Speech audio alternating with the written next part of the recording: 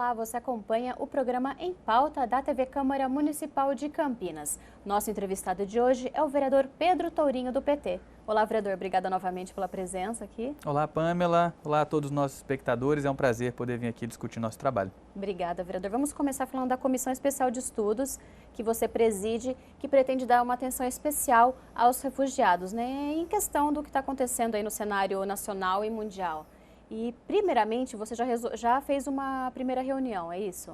A comissão já teve 3 reuniões, na verdade, e já participou de diversas atividades a partir de convites e iniciativas de grupos que desejam dialogar com a Câmara de Campinas para tratar da questão dos refugiados. Nós fizemos primeiro a nossa primeira reunião, uma abertura, na verdade, depois nós tivemos um debate com membros da comunidade árabe de Campinas e região. Então nós tivemos aqui um médico palestino que mora em Americana, o presidente da Sociedade Islâmica de Campinas, professor Mohamed Habib, a doutora Ayla Zinu, que é uma refugiada síria que está aqui no Brasil há 1 ano e 5 meses com sua família.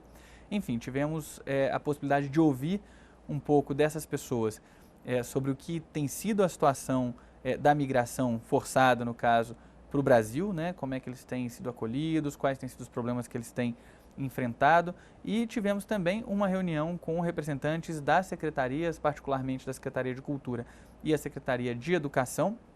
Pretendemos ainda dialogar com outros membros de outras secretarias para entender quais são as iniciativas que já estão sendo tomadas pelo Poder Público Municipal no que diz respeito à proteção e à garantia dos direitos a esses refugiados, para que eles possam ter exatamente os mesmos direitos que qualquer brasileiro tem. E depois dessas reuniões, que avaliação que você fez dos haitianos também, né, que vocês também vão conversar, dos sírios e dos árabes? Bem, a gente já pode dizer que, antes de mais nada, esse problema é um problema maior do que pode parecer à primeira vista para a cidade de Campinas. Nós temos aí cerca de 900 haitianos aqui em Campinas. Temos um número ainda não contabilizado de famílias sírias, mas que tende a aumentar. Sim. E diversas outras etnias, temos congoleses, temos senegaleses que vieram aqui para a nossa cidade tentar reconstruir suas vidas, construir um novo destino, né, para as suas famílias. E então, a primeira questão é essa, que existe, isso é um problema de fato, né? Essas pessoas se queixaram diversas vezes da falta de informações sobre como acessar os direitos sociais básicos que a gente oferta para as pessoas no Brasil, como, por exemplo, a educação, a saúde, a possibilidade a um emprego, a moradia, né? Os haitianos, particularmente, revelam uma situação difícil na questão da possibilidade de alugar um imóvel, com inclusive casos evidentes de extorsão, em que locadores aumentam o preço ao saber que são imigrantes, coisas desse tipo. E já podemos também avaliar que o Poder Público Municipal tem se movimentado no intuito de acolher essas pessoas da melhor forma como ele pode, particularmente na área da educação e da assistência social. A Diretoria de Cidadania da Secretaria de Assistência Social e Cidadania tem se organizado através dos seus assessores, dos seus funcionários, o Fábio Custódio, o Mário, são pessoas da Secretaria que têm feito um trabalho exemplar. E também a Secretaria de Educação apresentou aqui na casa o que eles têm feito para garantir o acesso à educação em língua portuguesa, né? O maior problema disparado das pessoas quando elas chegam é a língua. Português não é uma língua tão comum pelo mundo afora, né? Embora sejamos muitos os falantes de português, a gente está bem dentro dos nossos países aí de residência. Então, as pessoas têm muita dificuldade para falar português quando elas chegam aqui. E, felizmente, hoje, através da FUMEC, né, a Prefeitura tem disponibilizado algumas salas de aula, né, no Jardim Florense, no centro da cidade, em Barão Geraldo, onde tem os maiores contingentes de imigrantes, para que as pessoas possam fazer mesmo uma imersão em português e ir aprendendo a língua e adquirindo cada vez mais proficiência na língua portuguesa, o que é um pré-requisito para uma pessoa poder estabelecer a sua vida e organizar o seu plano de vida aqui no Brasil. E outro problema também são os empregos, né? Às vezes até conseguem emprego aqui, só que geralmente são análogos à escravidão, né? Isso Essa é uma das preocupações que a gente tinha no começo da comissão, né? Que era a possibilidade realmente de situações de empregos precários ou até mesmo empregos análogos ao escravo. A gente teve denúncias desse tipo em outras cidades do Brasil já, particularmente com haitianos que migraram, né, a gente não encontrou aqui situações de emprego análogo trabalho análogo ao escravo, mas encontramos de fato que existe uma dificuldade para a obtenção do emprego, que infelizmente hoje é uma dificuldade também, né, independente do status de migrante ou não, é uma dificuldade que tem se tido no Brasil todo.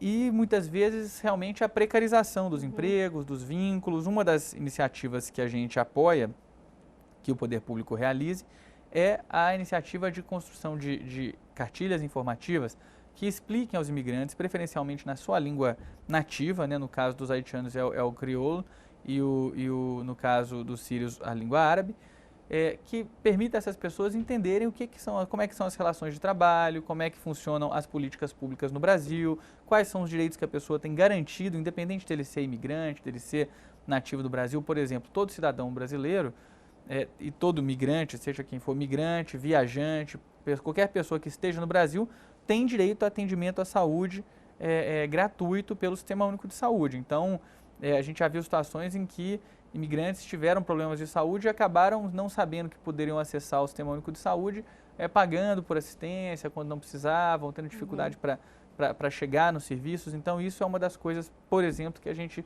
espera poder informar os migrantes. Tá, e já tem data para a próxima reunião da comissão? Ainda não? O próximo tema? A gente agora vai começar a trabalhar uma questão que é a construção de uma política municipal para a população migrante. A gente quer produzir isso junto com a Secretaria, junto com os outros membros da comissão, o vereador Vinícius Gratti e o vereador Gustavo Peta, um texto de lei que sintetize o que são os compromissos que a municipalidade de Campinas vai assumir com os migrantes. Então, a nossa próxima reunião, a data deve ser provavelmente na semana que vem, a gente vai começar a construir a minuta junto com os migrantes, junto com os representantes do Poder Executivo, para que essa comissão tenha um produto bastante concreto na forma de lei.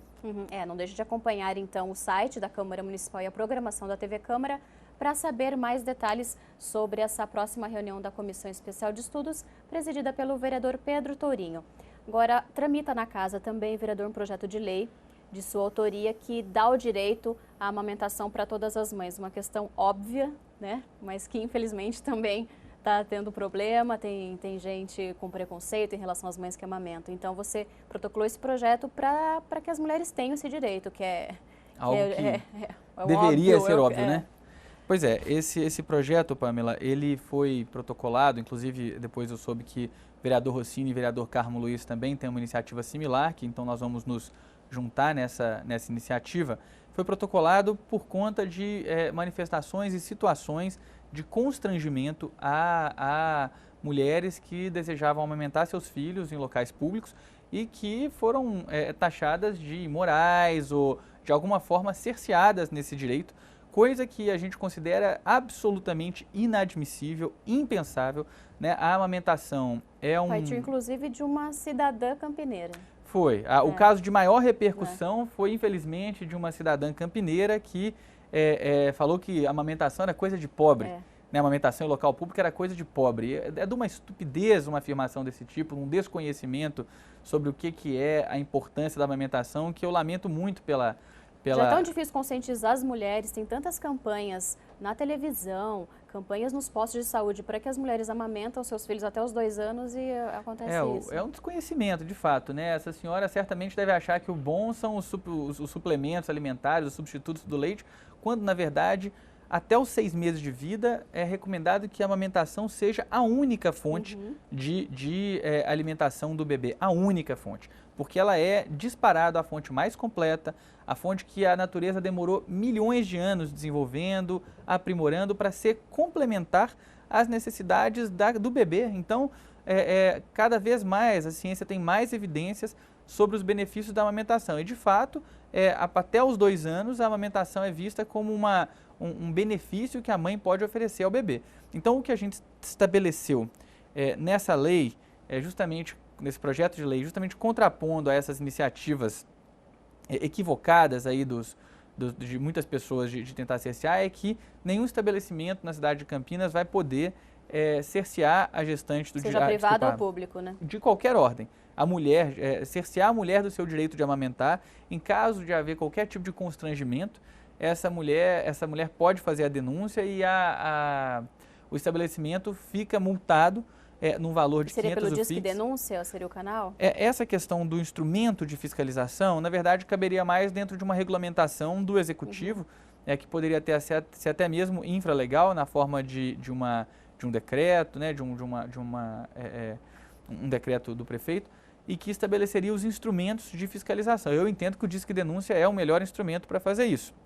Agora, é claro, precisa de testemunhas, isso é uma coisa que vai ter alguns pormenores aí ainda até que isso se torne fato, mas a questão é, não toleraremos qualquer tipo de constrangimento às mulheres que querem amamentar. A gente já sofre hoje, Pamela, muito com uma agenda anti-mulher que a gente vê aqui na Câmara muitas vezes, vê em vários setores da sociedade, uma agenda política, inclusive, que beneficia certos políticos, você vê que eles fazem isso realmente para crescer, para aparecer, e que tem tentado criticar as mulheres na sua tentativa de aumentar sua independência, seu protagonismo na sociedade, tem provocado, estimulado muitas vezes uma ação machista, uma ação que, enfim, retrocede em tantas coisas que a mulher brasileira conquistou, e a gente espera que esse projeto se some a essa resistência, a essa agenda de atraso que a gente está vendo caminhar.